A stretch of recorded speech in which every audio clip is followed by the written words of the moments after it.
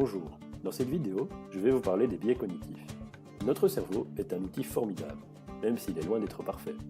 Lorsqu'il est confronté à des problèmes, il met en place des stratégies, et notamment des raccourcis de pensée spontanés et inconscients.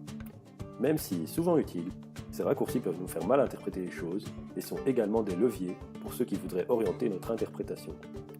Il existe des centaines de biais cognitifs. En voici quelques exemples. Le biais de l'unité. Nous avons tendance à vouloir terminer ce que nous avons commencé.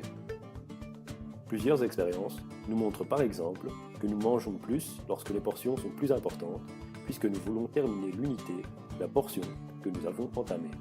Ce sentiment d'accomplissement est satisfaisant et agréable pour notre cerveau. L'être humain a tendance à percevoir une chose comme une unité distincte sans prendre en compte la quantité réelle de l'unité. Ce biais cognitif est largement étudié dans le cadre du contrôle des portions et de l'alimentation saine.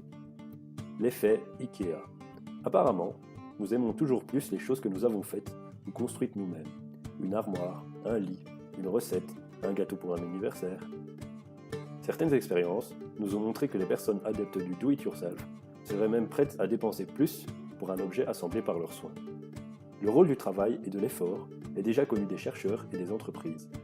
En effet, après avoir proposé aux ménagères américaines des pâtes à gâteau toutes prêtes, les fabricants ont finalement dû changer la recette pour que ces dernières puissent ajouter des ingrédients, car le gâteau trop facile n'avait pas plu. On remarque donc un lien entre le travail et le bien-être de l'individu. L'aversion à la dépossession. Nous savons plus ou moins tous déterminer la valeur d'un objet. Néanmoins, nous avons pour certains objets spécifiques une valeur sentimentale.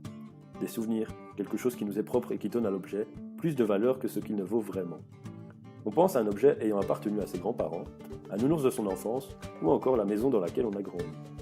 Nous donnons simplement plus de valeur à un objet dont nous sommes propriétaires.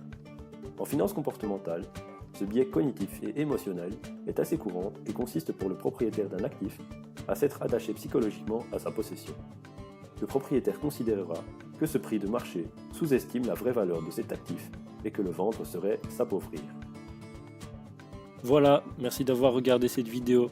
Si vous voulez en savoir plus sur les biais cognitifs, allez voir le lien en description. N'hésitez pas à vous abonner à notre chaîne. À bientôt!